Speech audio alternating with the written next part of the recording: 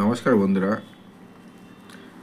তোমরা সকলেই জানো যে 22শে জানুয়ারি অযোধ্যায় রাম মন্দির উদ্বোধন হবে। তো বন্ধুরা, তোমরা কি জানো রামলালার মূর্তি কালো কেন? যদি না জেনে থাকো তাহলে অবশ্যই এই ভিডিওটা দেখো, তাহলেই জানতে পারবে যে অযোধ্যার যে রাম মন্দির সেটি কেন কালো করা হয়েছে।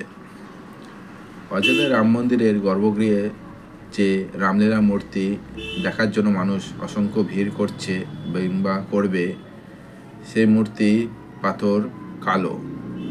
এটা খুব কম লোকেই জানে। এর প্রস্তুতকারী কারিগর যিনি অরুণ যোগীরাজের স্ত্রী বিজেতা যোগীরাজ জানান, রামলালার মূর্তি তৈরিতে এই পাথর ব্যবহার করার একটি বিশেষ কারণ রয়েছে। এই কালো পাথরের এমন এক বৈশিষ্ট্য রয়েছে যে আপনি যখন এই মূর্তিতে দুধ ঢালবেন তখন আপনি তা গ্রহণ করতে পারেন। এটি আপনার স্বাস্থ্যের উপর কোনো প্রভাব ফেলবে না। এই পাথরের কারণে দুধের বৈশিষ্ট্যের কোনো রকম পরিবর্তন হয় না। এই কারণে এই পাথর নির্বাচন করা হয়েছে। কারণ কালো পাথর কোনো অ্যাসিড বা আগুন অথবা জলের সঙ্গে বিক্রিয়া করে না। এটি আগামী 1000 বছর পরেও নষ্ট হবে না। বিজেতা যোগীরাজ আরও বলেন, রাম মন্দিরের গর্ভগৃহে স্থাপনের জন্য রামলীলার মূর্তিতে করার জন্য অরুণ যোগীরাজের ঋষির মতো জীবনধারা গ্রহণ করেছিলেন।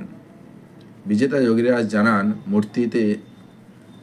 মূর্তি তৈরির পুরো সময়টিতে অরুণ যোগীরাজ সাত্ত্বিক খাদ্য, ফলমূল এবং স্প্রাউটের মতো সীমিত খাবার নিয়ে সমাজ কাটিয়েছেন।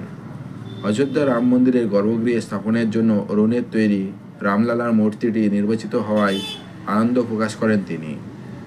অরুণ যোগীরাজ একজন পঞ্চম প্রজন্মের ভাস্কর।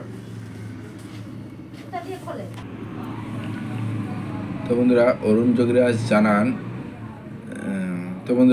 যোগীরাজ হচ্ছেন একজন পঞ্চম প্রজন্মের ভাস্কর, যিনি 11 বছর বয়সেই খোদাইয়ের কাজ শুরু করেছিলেন এবং তখন থেকে তার পরিবার সমৃদ্ধ ঐতিহ্যের প্রতীক হয়ে উঠেছে। বিজেতা বলেছেন যে প্রাণ প্রতিষ্ঠা অনুষ্ঠানের পরে অযোধ্যা যাওয়ার পরিকল্পনা করছে। সারা দেশের মানুষের কাছে পাওয়া অভূত ভালোবাসা এবং আশীর্বাদের জন্য কৃতজ্ঞতা প্রকাশ করেছে। তো বন্ধুরা, আমার এই তথ্যটি যদি জেনে থাকো তাহলে অবশ্যই কমেন্ট করে জানাও এবং চ্যানেলটি অবশ্যই সাবস্ক্রাইব করে রাখো।